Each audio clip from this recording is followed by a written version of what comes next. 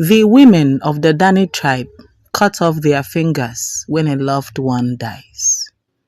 As individuals, we have a different ways of dealing with grief. Some people find it very difficult to handle grief, and so this set of people are never let alone. They are never left alone after they lose a loved one because of the fear of what they could do to themselves. However, in the Dani tribe, their women cut off their fingers whenever they lose a loved one to death. The Dani tribe is an indigenous people living in the Balim Valley of the highlands of West Papua in Indonesia. They are known for their different cultures and traditions, but the one that this video will be focused on today is the one that is particularly striking and unusual. What this tradition is about is the fact that they practice finger amputation during mourning. When a beloved member of their community or a loved one dies, the women of the Dani tribe perform an act that may seem to be extreme to outsiders, but is deeply rooted in their tradition and culture. They cut off one or more of their fingers as a sign of mourning to ward off evil spirits and help the soul of the deceased pass on to the afterlife. One may wonder, how is such a ritual performed? I'll tell you. The finger amputation ritual is typically performed by a female elder of the tribe. The elder would use sharp tools, typically made of stone, or a sharp axe or a knife, to cut off the top joint of the woman's finger. The wound is then cauterized with a hot stone or a piece of metal to stop the bleeding. The process is painful and can lead to infection, but the women of the Dani tribe typically endure the pain without complaint. Another thing to note about the Dani tribe's finger amputation ritual is that although it is typically performed on the women of the tribe, men can also participate. The finger amputation ritual is still practiced by some members of the Dani tribe today, but it is less common than it once was. This is due to a number of factors, including the influence of modernization, Christianity, and the Indonesian government's efforts to discourage the practice. The number of fingers amputated depends on how close the relationship was to the deceased. For example, a woman may cut off one finger for the death of a parent and 2 fingers for the death of a child.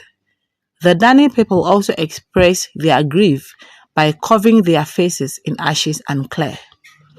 Some cut off their ears as well, while others smear themselves in the river sludge for a week without taking a bath. What does this ritual mean to them? For the Dani people, finger amputation is a form of sacrifice. Amputating the finger is not only a symbol of grief and loss, but is also a way that the women of the Dani tribe connect with their ancestors. As in, this is very deep, It's not just something that is done casually. Imagine, in this tribe in Indonesia, when they lose a loved one, the top joint of a woman's finger will be amputated.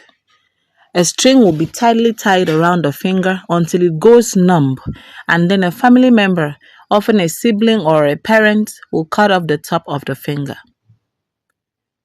The wound is then burnt to stop the bleeding and prevent infection. The process is carried out to symbolize the pain suffered after the loss of a loved one and to keep the deceased person's spirit away. These people believe, as some other people do, that the dead and the living have nothing in common. And so one of the reasons why they go to the extent of cutting off their fingers or a finger, depending on the case, is so that the cut off whatever physical or spiritual connection there would be between them and the person. They want to keep the spirit away. But at the same time, are they really cutting off the connection? Because when you look at it, for every time they take a look at their finger or now amputated fingers, they would definitely remember that they lost a person. And that amputation is there to serve as a symbol or as a memory to what happened. So I ask and I wonder, what happens to the connection? Do we really have to go through this kind of pain just to show that we loved someone who passed away? Do we have to suffer such physical anguish? Do we have to go through such amount of pain just to show the love that we had for a loved one? Well, that is their tradition and culture, and there's so much respect it and expect outsiders to do the same.